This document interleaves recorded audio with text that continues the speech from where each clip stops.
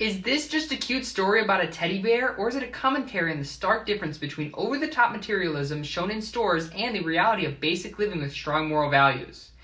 Probably just the first one. Either way, show it to your kiddos and they're gonna love it. Corduroy is a bear who once lived in the toy department of a big store. Day after day, he waited with all the other animals and dolls for someone to come along and take him home. The store was always filled with shoppers buying all sorts of things, but no one ever seemed to want a small bear in green overalls. Then one morning, a little girl stopped and looked straight into Corduroy's bright eyes. "Oh, Mommy," she said, "look, there's the very bear I've always wanted." "Not today, dear," her mother sighed. "I've spent too much already. Besides, he doesn't look new. He's lost the button to one of his shoulder straps." Corduroy watched them sadly as they walked away. "I didn't know I lost a button," he said to himself. "Tonight I'll go and see if I can find it." Late that evening, when all the shoppers had gone and the doors were shut and locked, Corduroy climbed carefully down from his shelf and began searching everywhere on the floor for his lost button. Suddenly, he felt the floor moving under him. Quite by accident, he had stepped onto an escalator, and up he went. Could this be a mountain? He wondered. I think I've always wanted to climb a mountain.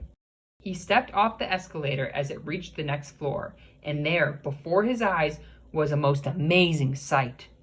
Tables and chairs and lamps and sofas and rows of beds. This must be a palace. I guess I've always wanted to live in a palace. He wandered around admiring the furniture. This must be a bed, he said. I've always wanted to sleep in a bed. And he crawled up onto a large, thick mattress.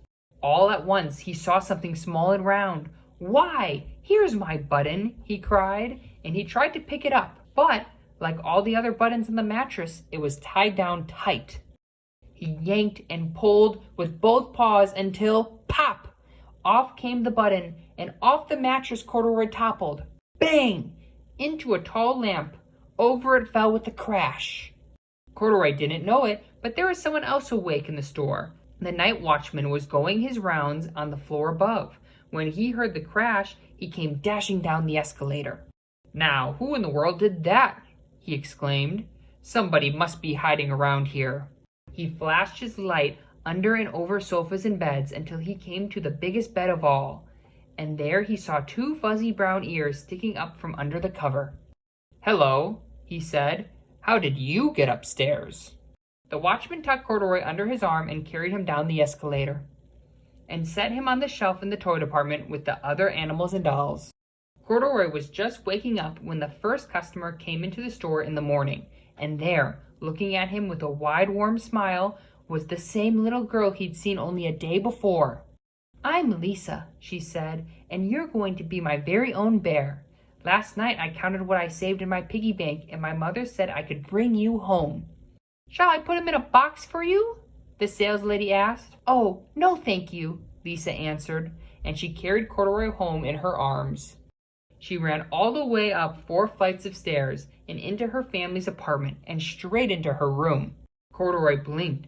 There was a chair and a chest of drawers, and alongside a girl-sized bed stood a little bed that was just the right size for him. The room was small, nothing like that enormous palace in the department store. This must be a home, he said. I know I've always wanted a home. Lisa sat down with Corduroy on her lap and began to sew a button on his overalls. I like you the way you are, she said, but you'll be more comfortable with your shoulder strap fastened. You must be a friend, said Corduroy. I've always wanted a friend. Me too, said Lisa, and gave him a big hug. The end.